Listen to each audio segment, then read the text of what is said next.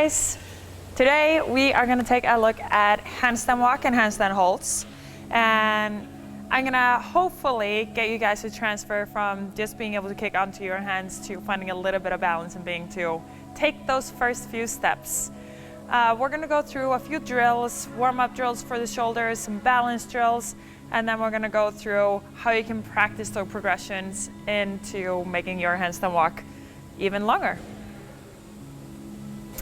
All right, we're going to start on the box with the first few drills. We're going to have our feet on the box, let the hips go over the shoulders so that we're in that same handstand hold, but without having the full body weight resting on our hands. So to get into position, find a height of the box that's going to be comfortable for you. I'm going to place my hands about shoulder width apart or a little bit wider. I'm going to get my feet up onto the box, and then I'm going to try to push my hips up or walk my toes forward so that I'm in a straight position with my wrists, elbows, shoulders, and hips all in a straight stack line. Here, the hat position, I'm going to keep my head neutral or a little bit down, and then when I look to the floor, it's going to be more my eyes that are going to be looking to the floor. First drill we're going to go through is just movement of the shoulders. So I'm going to let my shoulders go forward, leaning forward, and then I'm going to pull myself back into a neutral position. Shoulders go forward. I'm going to feel the weight warming up the shoulders and getting into that neutral position in between. Here, this is one of the balance drills that we got. When we're walking, our shoulders might go forward, and we want to be able to pull ourselves into position again. We're going to be moving around a lot when we're on our hands, and this is also going to strengthen your shoulders.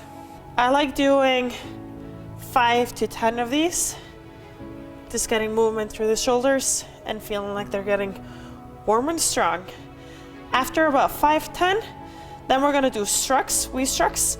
So I'm going to go active shoulder, strucking up, and then I'm going to go into neutral again. Active, strucking up, and going into neutral. It's good to do same here, 5 to 10 reps, just feeling the movement in the shoulders and the movement in the shoulder blades. During all of these drills, I'm making sure that my elbows are completely locked out. A lot of people think about the handstand walk that they're not strong enough to walk. It's not about the strength being able to push. You want to be stacked, joints completely locked out, and the movement is going to come from there. The drill we're going to go to is a single leg raise. So I'm going to be in the same position as I was in before. Hands about shoulder width or a little bit wider than a shoulder width apart. Now I'm going to lift up one of the legs from the box. Try to get it in a straight line with my body. Hold, 3, 2, 1. And then slowly down again. And lift the next one up. Be aware that the movement is not coming from the back and you're losing position. Rather go a little bit shorter up. Get the leg as high as you can in a good position. Hold it for 5 seconds. And then go down again. We're going to do this 2 times on each leg. Through these movements, I got my shoulders fairly active. I'm not relaxed. I'm not complete struck. I'm somewhere in between. So fairly active shoulders throughout all these movements. Last drill that we're going to do on the box is going to be the shoulder taps. So now we're going to implement a little bit of movement from hand to hand into the drills. Now it's important how we are placing our hands. So for balancing reasons, you want to spread your fingers apart, have the hands completely flat on the ground with fingers spread apart. You can bend the fingers a little bit, and you're going to feel that the balance is going to be coming from the wrists and the fingers. So you're going to be able to push a little bit down with your fingers to go further onto the wrist, push down with the wrist to go further onto the fingers, and so on. You're going to feel it as soon as you're up there, but make sure it's going to be harder to balance if you have your hands or your fingers completely together. But if you spread them apart, you're going to have more surface on the ground. You're going to feel immediately it's going to be easier to balance. As to wrist positioning, it might be hard for us in the beginning to have the fingers straight forward, aligned with the wrist. So it's gonna be easier if you just turn your hands out a little bit. You're gonna have a little bit more traction turning them out, and you're not gonna feel your wrists as much, and that's perfectly fine. You just wanna be aware of that you're not going completely out with the wrists, same way as you would never walk with your feet completely turned out, but it's okay not to have them going straight forward either. So find that good balance that's gonna work for you. Now we're gonna go to the shoulder taps. We're gonna go into the same position as we were in before. Finding that good position. From here, I'm gonna move, my fingers are spread apart. I'm finding a good grip on the ground, and I'm gonna move from one side to the other, and I'm gonna lift the hand from the ground and tap on my shoulder. As you can tell, my hips are moving my weight from one side to the other, and a very similar thing is gonna happen when you start doing the handstand walk. I'm gonna do this just 5 taps on each shoulder. It's okay if you can't go all the way up yet, then you just lift the hand from the ground. You're not gonna be going all the way to your shoulder anyways when you're walking on your hands. Recap, things that we did on the box. We started off with the shoulders going forward and into neutral again. I would do that 5 to 10 times through. Next one we did were the we shrugs. In the same position, shrugging up the shoulders, getting the movement through the shoulders and the shoulder blades, finding that active shoulder position. Next one we did after that was the single leg raise. So lifting one leg from the box, holding it for about 5 seconds, going down again and doing the other. Do about 2 on each leg, and then ending up with the shoulder taps.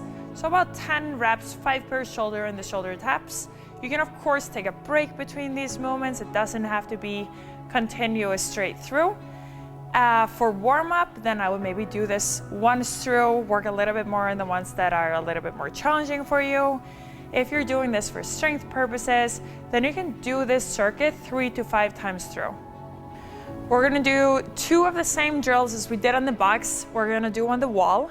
Now in a full handstand, we're gonna do the movement of the shoulders going forward. We're gonna add into it, opening up the chest. You're gonna see that once I get up on the wall.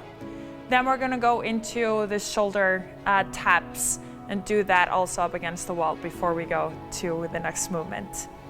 So for the balancing movement where we're going, the shoulders going forward, if you feel uncomfortable doing that by yourself, you can have a spotter, someone that just stands and makes sure that your feet are not gonna go too far away from the wall. I'm gonna do moving the shoulders forward. I'm gonna do that facing the wall. You can either kick up like this, or you can walk up, just do a wall walk up against the wall. You're gonna place the hands in the same place as before, a little bit outside of the shoulders. Fingers spread apart in a semi-active position. Now I'm gonna move my shoulders forward, and from here, I'm gonna try to pull my legs from the wall and in again. Shoulders go forward, toes go from the wall, and I'm holding that balance for about 1 second. Now we're gonna do the opposite direction. So we're gonna wanna open up our chest and shoulders. So instead of going in here and moving the shoulders backwards, I'm gonna pull the shoulders forward, trying to open up the chest. We wanna be able to have a little bit of range both directions. So you can start off with doing that facing the wall. Hands, same place as before. And I'm just gonna think about trying to get my chest as close to the wall as I can. You're gonna feel a little bit of stretch in that end range. Do the way that you're comfortable with doing it. If you get pretty comfortable doing that, you can face away from the wall. Now here, I'm gonna pull my feet away from the wall by pushing my chest through, and my feet fall away. Preferably, I'd be able to just do it and go in and out from the wall, balancing it. When I get my chest through, I counterbalance by pushing my shoulders forward. I can do that drill. This is a little bit more advanced, but for the ones that are starting to feel quite comfortable on their hands, then you can do this and have it the same way. You can just have a spotter, someone that's with you, that makes sure that you're not going to be falling anywhere. You're just going to be staying in that area. As long as your arms are completely straight, you're going to be fine. The only place you're going to go is going to fall down. And if you have a spotter, you're not even going to fall down. Now we're going to go over to the shoulder tap. This is going to look exactly the same as it did on the box, except for now we're going to be in a handstand, either kicking up, or like I said before, you can also just do a wall walk, getting the feet on the wall, and then you just walk yourself towards the wall. Here, I'm going to move my balance over. My feet can move. You can have your feet a little bit apart even if you want to.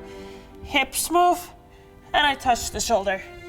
Gonna tap side to side, trying to keep a good position on your body. Here, if you have a hard time going all the way up, you can also just start with a little bit smaller movements. Last wall drill that we got is called the scissor drill. Now our hands are gonna be a little bit further away from the wall. I'm gonna have one leg on the wall, and then I'm gonna change the legs in the air. Do this as slowly as, or as controlled as you can. So I'm gonna get my hands on the ground, find a place that I'm comfortable distance from the wall. I'm gonna have one leg on the wall. The other leg is gonna be in about a neutral position over my hips, maybe leaning a little bit further away. And from here, I'm gonna use my leg that's up against the wall to just push a little and change. Preferably, you're gonna be able to use that lean that you have with the shoulders. It's a small lean, and then the leg can just go away from the wall. Gradually, you can start doing this slower and slower. Now we are gonna start handstand walking. One of the biggest obstacles I feel like people have in the handstand walk is knowing and daring how to kick up into the handstand to be able to even go from there. So a lot of men I feel do it with a lot of force and they just like run into it and see what happens. A lot of women never really reach that full handstand so that they're gonna be able to walk from there. Because you need to get into that handstand to be able to start walking, otherwise you're not gonna find the balance. So I feel like a really good way to start daring and start walking on your hands is just, you know how to kick up into the handstand. So to kick up into the handstand, I did that in the handstand push-up video. I talked a little bit about how you do that. You can do that very slowly. You just put your hands on the ground, and then gradually your legs are gonna go higher and higher until the legs are gonna reach the wall. There's nothing gonna happen as long as your arms are just gonna be completely extended when you kick up. For the handstand walk, we're gonna do the same thing because we're just gonna be walking to the wall. So in the beginning, you can just do it with one step, and even if you don't get that one step, you're just gonna go on the wall with one of your legs and you're gonna go down again. So it's a very comfortable and safe environment to start practicing just walking a little bit on your hands. This is what it's gonna look like. I'm gonna kick up, not that much further away from the wall. My hands are gonna be completely straight. I'm gonna put my hands down and go towards the wall. You don't even have to get your legs completely together. You can have them a little separate so that you know that one of your legs is always gonna reach that wall. I'm comfortable going up, going straight with the leg on. If I feel it, I can walk 1 or 2 steps. And then gradually, you can start letting your hands be further and further away from the wall, and you're gonna be walking further and further before you reach it. This is also something that you can of course do with a spotter, someone that's just gonna be next to you. I don't want you to have that person maybe lifting you up into that handstand, because I want you to be comfortable enough that you can actually kick into the handstand. But what they can do is maybe hold on or spot one of your legs while you're walking up towards the wall, just so that you get the confidence that you can actually do it. Pro tip, remember about the hand and finger positioning, and you're gonna wanna practice moving a little bit forwards and backwards, balancing on your fingers and the palm of your hands. Another thing that you're maybe gonna notice when you're watching people handstand walk, some people handstand walk where they bend their arms and walk, very similar to when you're walking, while others keep their arms straight and they move the hand out and never really go out of that locked position. Just for an example, me and Katrin, we have those two very different styles of handstand walks, but we're both, I would say, very good at handstand walk. So neither one of those things are right or wrong. I feel like it's more comfortable to bend the elbow because it does feel a little bit more natural, like when I'm walking. But whatever fits for you, just continue practicing that. You're gonna feel it pretty soon, what's gonna be better for you. Play around with different strategies, try out the different things and figure out what works for you, and then practice well and stay with what fits better for you.